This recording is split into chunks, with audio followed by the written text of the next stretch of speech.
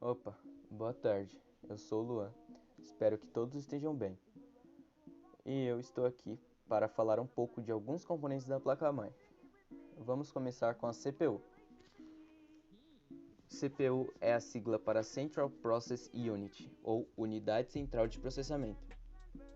Ele é o principal item de hardware do computador, que também é conhecido como processador. A CPU é praticamente o cérebro do computador. É nele que todos os dados passam antes de serem executados.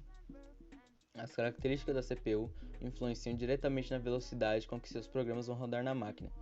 Existem vários tipos de processadores no mercado, de 32 e 64 bits, com um ou múltiplos núcleos, e compatíveis com diferentes placas-mãe. BIOS é um chip minúsculo localizado normalmente nas bordas da placa-mãe e é a primeira coisa que começa a funcionar quando se liga o computador. A primeira etapa é a leitura das informações contidas no CMOS com as configurações personalizadas pelo usuário no setup. No momento em que você liga o PC, a BIOS identifica todos os componentes conectados à placa-mãe, as informações salvas no CMOS, que armazena os parâmetros de configuração da placa acessíveis pelo menu Setup, como qual unidade será carregada primeiro. Altera a velocidade de processador, overclock e underclock, e checa também o relógio interno. Barramento. Em poucas palavras, pode-se dizer que os barramentos servem o encaixe de que cada peça precisa para funcionar corretamente. Há barramentos específicos para praticamente todos os componentes conectados ao sistema, geralmente em siglas muito conhecidas pelos usuários, mas que não são atreladas diretamente à função que realizam. Há três funções distintas nos principais barramentos de um computador, que, em termos simples, conectam o processador, a memória e os outros componentes conectados a ele pelo que chamamos de barramento de entrada e saída. O barramento de dados. Como o próprio nome já deixa entender, é por esse tipo de barramento que ocorrem as trocas de dados no computador, tanto enviados quanto recebidos. Barramento de endereços.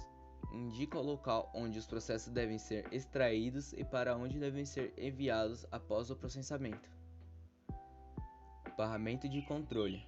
Atua como um regulador das outras funções, podendo limitá-las ou expandi-las em razão de sua demanda. Capacitores. A função mais básica do capacitor é a de armazenar cargas elétricas em seu interior. Durante as descargas, os capacitores podem fornecer quantidades de carga elétrica para um circuito.